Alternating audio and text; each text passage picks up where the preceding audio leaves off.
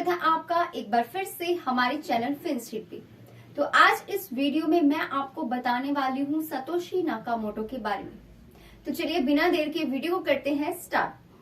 तो Satoshi Nakamoto एक सिडोनिम person है, यानी कि पर्सन है या पीपल है या ग्रुप है, ये भी हमें नहीं पता, लेकिन हमें इतना पता है कि इसने हेल्प की है फर्स्ट बिटकॉइन सॉफ्टवेयर को डेवलप करने में, एंड साथ ही जो कंसेप्ट है क्रिप्टो करेंसी का इन द वर्ल्ड 2008 के पेपर में वो इसको दुनिया में लेके आए।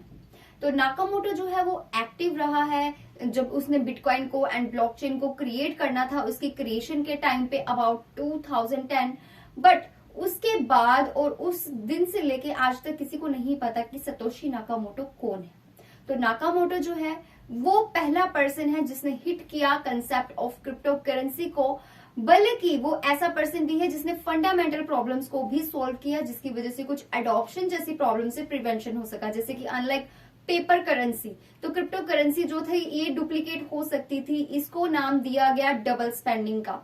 एंड नाकामोटो ने इसी प्रॉब्लम को सॉल्व किया ब्लॉकचेन टाइप के एक सिस्टम को, जो कि सिस्टम ऑफ वेरिफिकेशन है, इसको क्रिएट करके। तो सतोशी नाकामोटो के बारे में जो इंटरेस्टिंग चीज जानने वाली है यहाँ पे वो ये है कि जो सतोशी नाकामोटो है, जो एक पर्सोना है, ये इसकी इन्वॉल्वमेंट रही है अर्ली डेज ऑफ बिटकॉइन में, क्योंकि इसने काम किया है और इसी की वजह से जो फर्स्ट वर्जन है सॉफ्टवेयर का वो आया है 2007 में। तो जो कम्युनिकेशन रही है नाकामोटो के साथ वो होती रही है वाया ईमेल के द्वारा। ईमेल के द्वारा जो थी वो कम्युनिकेशन कंडक्ट की जाती थी। तो इस lack of personal and background details की वजह से किसी को भी ये पता नहीं चल पाया कि ये पर्सन है, ग्रुप है या कौन है। तो इसकी जो आइडेंटिटी है वो छुपी रह गई और आज तक किसी को भी नहीं पता चल पाया कि सतोशी नाकामोटो आखिर है कौन। लेकिन नाकामोटो की जो इन्वॉल्वमेंट रही है बिटकॉइन के साथ वो काफी ज्यादा दिलचस्प रही है। आपको बताएं कि लास्ट कोरेस्पॉन्डेंस जो रहा है किसी के भी साथ नाकामोटो का, वो एक ईमेल के द्वारा ही रहा है, and to another crypto developer, जिसने ये बताया कि अब जो नाकामोटो है वो दूसरी चीजों में मूव कर चुका है। तो ये जो इनएबिलिटी है इसके फेस को, नाकामोटो के फेस को लोगों के सामने लाने की, वो बहुत ज्यादा सिग्निफिकेंट है। और उसके बाद काफी ज्यादा कयास लगाए गए, लोगों ने काफी स्पेक्यूलेट लगाए इसकी आइडेंटिटी के पीछे। कुछ लोग तो ऐसे थे जो खुद ही नाकामोटो बन के सामने आ गए, क्योंकि जो क्रिप्टो करेंसी था नाकामोटो के लाने के बाद ही दिन प्रतिदिन जो था वो पॉपुलैरिटी बटोर रहा था। तो सतोशी नाकामोटो ने एक पेपर को पब्लिश किया 2008 में, जिसमें इंट्रोड्यूस किया गया क्रिप्टो करेंसी को मच वाइडर ऑडियंस के साथ, जिसने इनिशिएट किया पॉपुलैरिटी को, क्रिप्टो करेंसी की जो पॉपुलैरिटी थी उसको और ज्यादा बढ़ाया।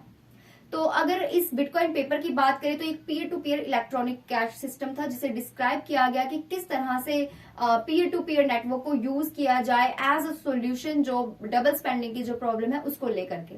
दूसरा जो क्रिप्टो करेंसी है वो एक न्यू आइडिया नहीं था उस टाइम पे, एंड बहुत ज्यादा कुछ फ्यू अटेम्प्ट्स किए गए थे डिजिटल करेंसी को अटेम्प्ट करने के, क्रिएट करने के, लेकिन जो बिटकॉइन था उसने ही इस सिग्निफिकेंट इशू को एड्रेस किया। तो जो डिजिटल करेंसी है और टोकन है वो डुप्लीकेट हो सकता है मल्टीपल ट्रांजेक्शंस में। तो ऐसा ढूंढा गया कि इसको फिजिकल करेंसीज की तरह नहीं लिया गया, सिंस जब तक कि वो फिजिकल बिल या फिर क्वाइन है कि ओनली ये एग्जिस्ट करते थे एक जगह पे और एक ही टाइम पे, और बिकॉज डिजिटल करेंसी जो है ये फिजिकल स्पेस पे एग्जिस्ट नहीं करती है, बल्कि ये यूज करती है एक ट्रांजैक्शन है, जिसके लिए जरूरी नहीं है कि अगर कोई और इसे यूज कर रहा है तो आप जिसके पास वो है, जो इसका हकदार है, पोजेशन है, वो उससे वहां से रिमूव हो जाएगा। एंड एज ए रिजल्ट ये जो स्पेंड है, एक से ज्यादा बार आप इसको स्पेंड कर सकते थे। तो ये डबल स्पेंडिंग की प्रॉब्लम को इस तरह से इसने सॉल्व आउट किया। तो जो सॉल्यूशंस था कॉम्बैट का डबल स्पेंड प्रॉब्लम का, वो हिस्टोरिकली इन्वॉल्व किया गया एक ट्रस्टेड थर्ड पार्टी इंटरमीडिएरीज की वजह से, जिसको जैसे कि हमें पता ही है कि हमें थर्ड पार्टीज की जरूरत होती है, वो वेरीफाई करते हैं कि डिजिटल करेंसी ऑलरेडी स्पेंड की जा रही है होल्डर के द्वारा या नहीं की जा रही। और मोस्ट केसेस में थर्ड पार्टीज जैसे कि बैंक्स हो गए या गवर्नमेंट होगी, वो आपकी ट्रांजेक्शन्स जो है आपकी खुद ही वो इन सारी चीजों को हैंडल करते हैं विदाउट एडिंग सिग्निफिकेंट रिस्क, ताकि आपको कोई रिस्क न झेलना पड़े। एक्चुअल में बात तो सही है, लेकिन ये जो ट्रस्ट बेस्ड मॉडल था, स्टिल इसका रिजल्ट था एक एडिशनल कॉस्ट पड़ जाती थी लोगों को और एक फ्रॉड का रिस्क था, क्योंकि पास्ट में थर्ड पार्टीज पर ट्रस्ट करने की जरूरत पड़ती थी और ये थर्ड पार्टीज पर ट्रस्ट करना काफी बार महंगा भी पड़ा है। ये बिल्कुल अनवर्दी है इनके अकॉर्डिंग, क्योंकि ऐसा जरूरी नहीं है कि जो ये इंस्टीट्यूशंस है, ये थर्ड पार्टी वैलिडेशन जो भी सर्विसेज आपको प्रोवाइड करती हैं वो अनट्रस्टवर्दी है, लेकिन इसके अंदर कुछ लोग ऐसे भी मौजूद होते हैं जो आपके ट्रांजेक्शन्स के साथ फ्रॉड कर सकते हैं, जिनके ऊपर आप ट्रस्ट नहीं कर सकते। और इसी बात को ध्यान में रखते हुए डिजिटल एसेट्स को, ब्लॉकचेन जैसे सिस्टम को लेके आया गया। तो इसके लिए जरूरत थी एक ह्यूमन फैक्टर को, यानी कि थर्ड पार्टी को रिमूव करने की। Cryptography and automated group consensus mechanism नहीं, ये करंटली ओनली एक तरीका था इनके पास जिसके द्वारा इन ह्यूमन इंटरवेंशन को फाइनेंस से रिमूव किया जा सकता था। तो नाकामोटो ने एक डिसेंट्रलाइज्ड अप्रोच का प्रपोजल दिया ट्रांजैक्शंस को, और इसमें उसने यूज किया लेजर्स का, नेटवर्क का, मर्कल रूट्स का, ट्रीज का, time stamps, incentives, cryptography and consensus mechanism का, और इन सारी चीजों को मिला के उसने एक ऐसा सिस्टम बनाया जिसे ब्लॉकचेन कहा जाता है और जिसकी वजह से थर्ड पार्टी को रिमूव किया जाता है। तो ब्लॉकचेन के अंदर जो टाइम स्टैम्प्स होते हैं वो ऐड किए गए ट्रांजैक्शन इन्फॉर्मेशन में, एंड क्रिप्टोग्राफिक टेक्निक्स का यूज किया गया ताकि डेटा को एनक्रिप्ट किया जा सके। और एनक्रिप्टेड डेटा जो है, जैसे कि हमें पता है हम इसे चेंज नहीं कर सकते, लेकिन ये वैलिडेटेड होता है। तो जो नेटवर्क था वो वेरीफाई होता था, वो वेरीफाई करता था जो ऑथेंटिसिटी है ट्रांजैक्शंस की, जो बेस्ड होती है एक मेजोरिटी कंसेंसस मैकेनिज्म के ऊपर, और इसका नाम था प्रूफ ऑफ वर्क, यानी कि POW। तो अब क्योंकि जो ट्रांजैक्शंस जो भी रिकॉर्ड होती थी डिस्ट्रीब्यूटेड होती थी अक्रॉस बहुत सारे नोड्स में सिस्टम के अंदर, तो ये बहुत ज्यादा डिफिकल्ट हो जाता है कि बल्कि एक तरह से जो बैड एक्टर्स हैं, जो फ्रॉड करते हैं, जो सिस्टम को हैक करने की कोशिश करते हैं, उनके लिए एक इम्पॉसिबल चीज होगी कि वो पूरे सिस्टम को कंट्रोल करके गेन करें कुछ, और दोबारा से इतने बड़े लेजर को रीराइट करेंगे, उनके लिए बिल्कुल इम्पॉसिबल था। ब्लॉकचेन रिकॉर्ड्स जो होते हैं वो उन्हें सिक्योर रखा गया था, क्योंकि कॉम्पिटिशनल पावर इसके लिए इसकी जरूरत होती है। तो उनको अगर इसको हैक करना होता तो उन्हें दोबारा से सब इसे रिवर्स करने की जरूरत पड़ती। स्मॉल अटैक्स के लिए हैकर्स को एक नेटवर्क की जरूरत पड़ती, जिसके कारण वो वैलिडेट कर पाते, एंड ब्लॉक्स को उनको क्रिएट करने की जरूरत थी, वो भी ऐसा ब्लॉक जो करंट नेटवर्क से भी फास्टर स्पीड में काम करे। उसके बाद इसके लिए उन्हें एक न्यू ब्लॉकचेन को इंट्रोड्यूस करवाना पड़ता मेन नेटवर्क में, जो कि राइट टाइम पे उसको लेके आना पड़ता, ओवरराइड करना पड़ता, एंड इसके लिए बहुत सारे अदर ब्लॉकचेन्स को भी डिप्लॉय करने की जरूरत पड़ती, ब्लॉकचेन अटैक्स को डिप्लॉय करने की जरूरत पड़ती उस टाइम पे।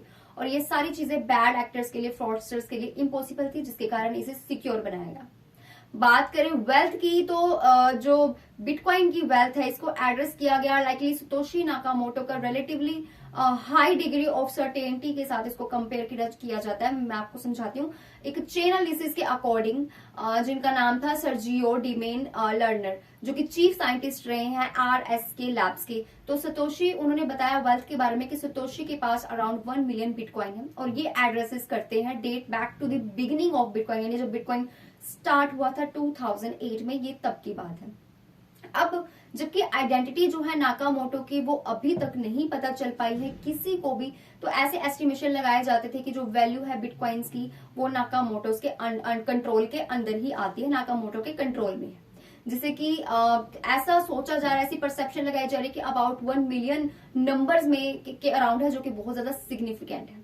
एंड इतने सारे maximum possible number of bitcoins को देना, जनरेट करना इज लाइक 21 मिलियन के अराउंड। तो नाकामोटो का जो स्टेक था वो था 5% टोटल नंबर ऑफ बिटकॉइन से, जिसे कंसिडरेबल जो हुआ मार्केट पावर से। तो बहुत सारे लोग ऐसे थे जो ये बात सुन के आगे आ गए कि हाँ हम रियल सतोशी नाकामोटो हैं, हालांकि कोई भी अपनी रियल आइडेंटिटी और इस बात को प्रूफ नहीं कर पाया, प्रूफ करने में नाकामयाब रहा। तो अब बात करें सतोशी नाकामोटो की वर्थ की, कितनी इसकी कीमत है। तो देखिए नाकामोटो को कहा जाता है कि रिपोर्टेडली इसने होल्ड करे हैं 1 मिलियन बिटकॉइंस। तो यानी कि टोटल वैल्यू जो है ये डिपेंड करती है मार्केट कंडीशंस के ऊपर एंड बिटकॉइन के प्राइस के ऊपर। फॉर एग्जांपल जैसे कि बिटकॉइन की अगर मार्केट वैल्यू है $29,000, तो जो टोटल वैल्यू होगी वो होगी $29 बिलियन के अराउंड। तो इतनी इसकी जो वर्थ है वो आप एस्टिमेशन खुद ही लगा सकते हैं कितनी ज्यादा। तो बात करें सतोशी नाकामोटो क्या रियल पर्सन है, तो देखिए किसी को भी नहीं पता नाकामोटो एक पर्सन है या ग्रुप है या पीपल है या कौन है, अपने जिसने सुडोनिम का नेम का यूज किया है। लेकिन हम सेफली ये चीज कह सकते हैं कि रियल पीपल ही है जिसने बिटकॉइन को डिजाइन किया है, वो कोई रियल पर्सन है या रियल पीपल है। क्योंकि सतोशी नाकामोटो जो है बहुत ज्यादा एक क्रूशियल प्लेयर रहा है क्रिप्टो करेंसी को डेवलप करने के लिए। इसकी डेवलपमेंट के पीछे इसका हाथ है। तो ये नेचुरल सी बात है कि लोग जानना चाहेंगे कि ये कौन है, कौन इसके इतनी बड़ी जिसने मार्केट क्रिएट कर दी, उसके पीछे का पर्सन है कौन, आखिर उसकी पहचान क्या है।